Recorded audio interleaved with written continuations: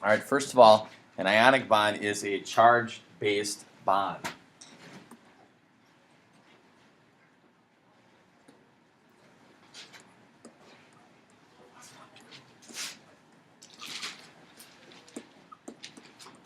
Okay? It's based on ions. Okay? Positive and negative ions attract. Okay? So that's the entire ionic bond is based on that principle. Okay? Metals and nonmetals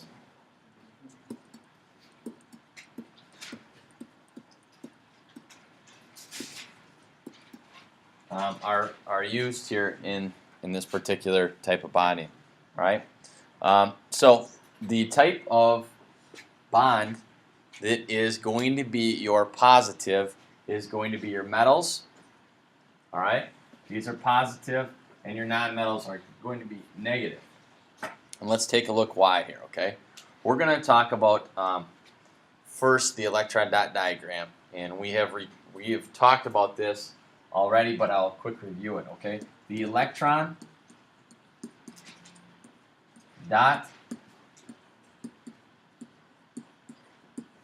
diagram is a shortened way to show just the valence electrons of a particular element. Okay, so it shows the valence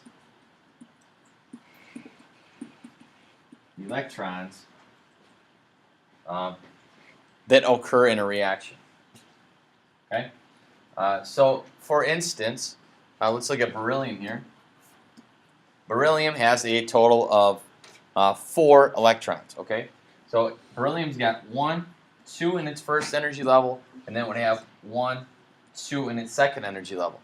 Well, we know that that first energy level is full, so we don't want to screw ourselves up with that. Now, later on, some of the more complex ones that have 50 or 60 electrons, you'd eliminate 45 or 50 electrons. So it makes it a lot easier. Okay, so I'm going to just erase. Okay, those two. Actually, I'm going to erase all 4.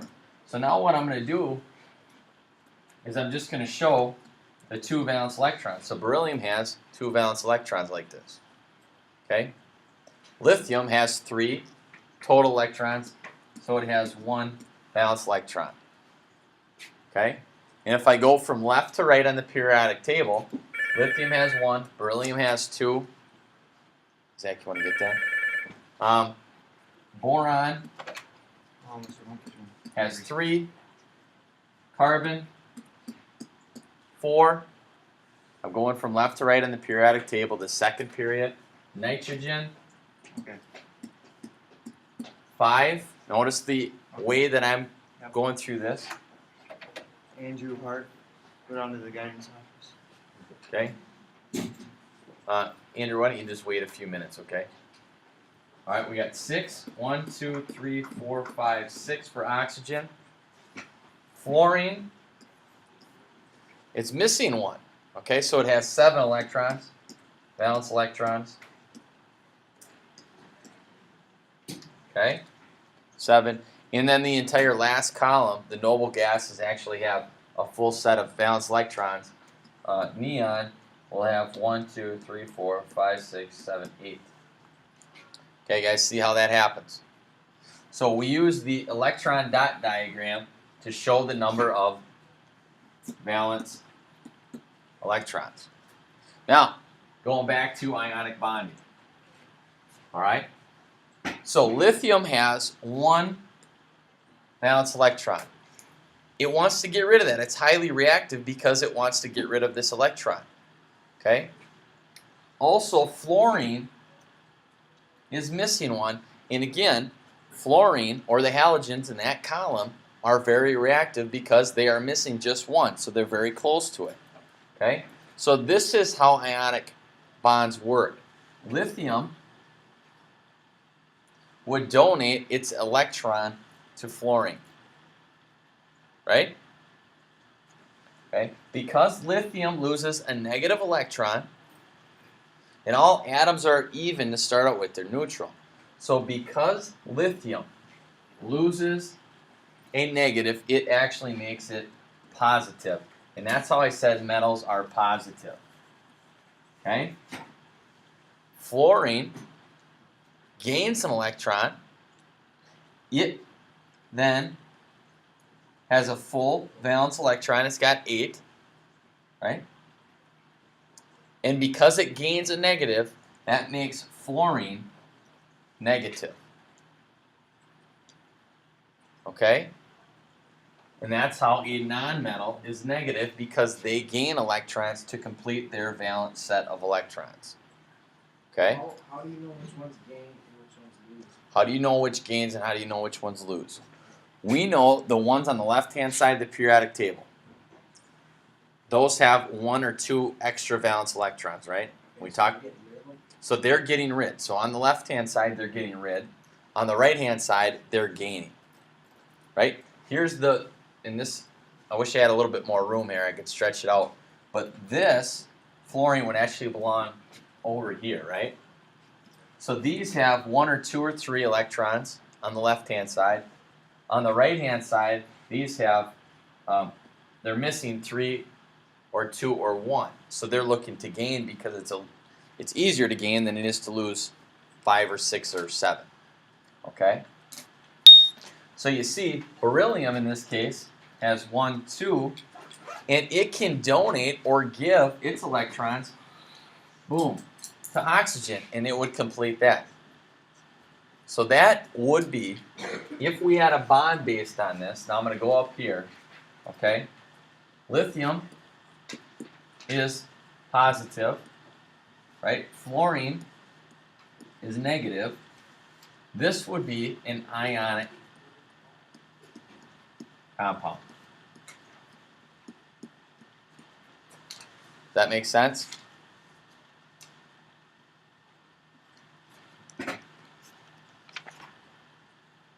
Okay, moving on then to covalent bonds. So we talked about ionic, and that's where it's taking electrons, right? Covalent bonds are sharing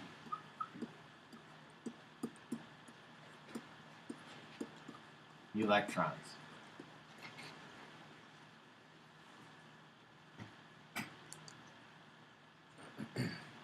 Okay? These are weaker bonds than ionic because they share the electrons. Okay? And these are the elements here. You guys go think back. You're going to think that non-metal and non-metal are involved here. Okay? So this is a little bit quicker. So these share the electrons, meaning at the same time the electrons are in the possession of both particular atoms in this. Okay? So now we're going to the right-hand side. These are just short. Okay? These have 7 valence electrons, they have 6 valence electrons, and they're short 1 or 2, maybe 3 in some cases. Okay? So they're looking to share 1 or 2 electrons. So I'm going to start with chlorine, and I'm going to do an electron dot diagram. And chlorine's on the right-hand side. It's a halogen, which means it's short 1 valence electron. So it has 7. So we go 1, 2, 3, 4, 5, 6, and for this one I'm just going to go here. Okay? I'm going to show you how this happens. I'm going to have 2 chlorines, Cl, and I'm going to go 1 on top here, but it has 7 valence electrons. Everybody understand this so far? Okay, now chlorine is short 1, each chlorine is short 1, correct? What happens here is that chlorine is going to share electrons. This chlorine is going to share 1 electron. This chlorine is going to share this electron with the other one. So it goes like this. This pair of electrons is shared between each molecule. Does that make sense? So now if I count the electrons, 1, 2, 3, 4, 5, 6, 7, and 8. And for the bottom one, same thing. 1, 2, 3, 4, 5, 6, 7, 8. They each share these electrons. So for a time being, both sets of electrons will actually make its way around chlorine. For a time, at some time, each of these will make its way around this chlorine atom. Okay? And the sharing of electrons bonds this chlorine with this one. Does that make sense? Okay, this is called a single bond. All right, now let's do another example. This time, Ben, or Nick, I'm going to choose oxygen. And oxygen has one less valence electron than chlorine, so it has 6. So I go 1, 2, 3, 4, 5, 6. Okay? I'm going to put 2 here. Oxygen, 1, 2, 3, 4, 5, 6. Those look right? Okay? And again, they're going to share electrons. This time, they're going to share here, just like before, with one set. But oxygen still doesn't have enough, does it? It's got 2, 4, 6, 7. So we've got to share here. Now it's got 1 set, 2 sets, 3, 4. That's 8 total. This one, 1, 2, 3, 4 sets. It has 8 total. Called, how many bonds are here now? Well, there's one bond here, right? And this is another bond. So this is what we call a double bond, because it's sharing 2 sets of electrons. Make sense? Okay, one last one I'm going to show you. All right. This one I'm going to go with nitrogen. Okay. Nitrogen has 1 less valence electron than oxygen, so it has 5. So we go 1, 2, 3, 4, 5. Put down here. Nitrogen, 1, 2, 3, 4, 5. Now I put the electrons up here differently so that you guys would be able to see them and they pair up a little bit better. Okay. But again, we do this bond, and I think you guys could all probably come up and do this, right? Yeah. Danny? I'll do it. We share there, right? And these two would share? Yeah. And these two would share. Okay? So if you count, nitrogen here has 1 set, 2 sets, 3, and 4. Okay? And we can do the same. 1, 2, 3, 4 sets. What type of bond is this, guys? Triple bond is correct. Who said that? Okay, good. Triple bond.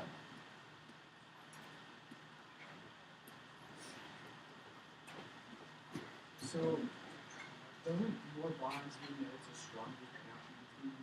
Does that make a difference? Because there's more bonds, there's more risk for an electron leaving and not coming back, so it makes it a weaker bond. Okay, good question. Any other questions? No? Well, that is all I really wanted to talk about, okay?